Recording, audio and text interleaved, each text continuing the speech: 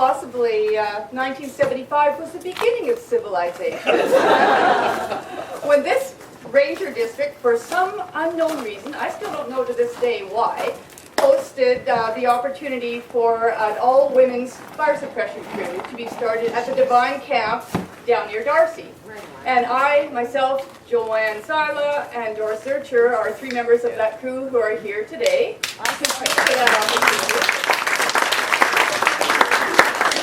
And believe me, we did not know when we came here what we were getting ourselves into.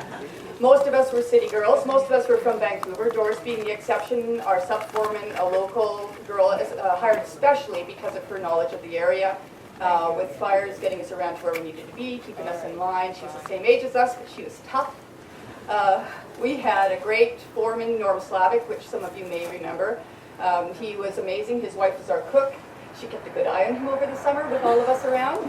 And it was a really special 4 months here in this valley. We've worked very hard. We did write down our story and have left it here for the museum. We did not fight fire all summer. We built cattle fencing, dug out households, we chopped down trees, we cleaned up dumps, we built camps, and we did whatever was necessary. But we did fight the 10-mile fire that summer, and we got a chance to do everything that every other firefighter in this, in the Ministry of Forests or in the industry has ever done before.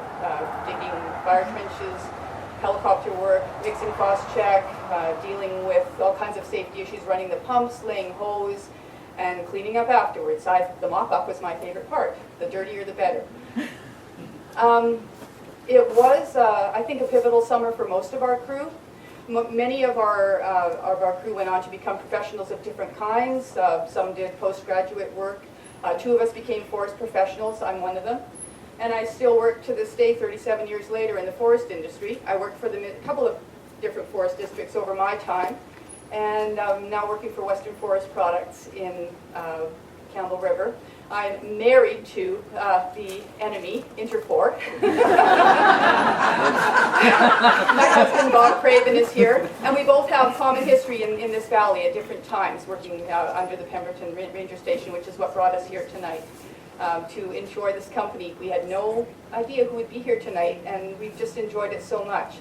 I just would say, coming from the fire suppression background, which was the moment when I switched my interest from nursing to forestry, and living the rest of my life in the forest industry, that today I am working on some really interesting projects that involve bringing young people into the industry. There's a lot of interest. We just advertised for young loggers to come in, and we had phenomenal response to those advertisements. But there are young people who are interested in this industry. If we can keep our working forests in our communities, Campbell River, Pemberton, wherever going, we've got places for fabulous jobs. We had an amazing response for people like you, like a lot of the sort of the elders of us in the forest industry who know this stuff.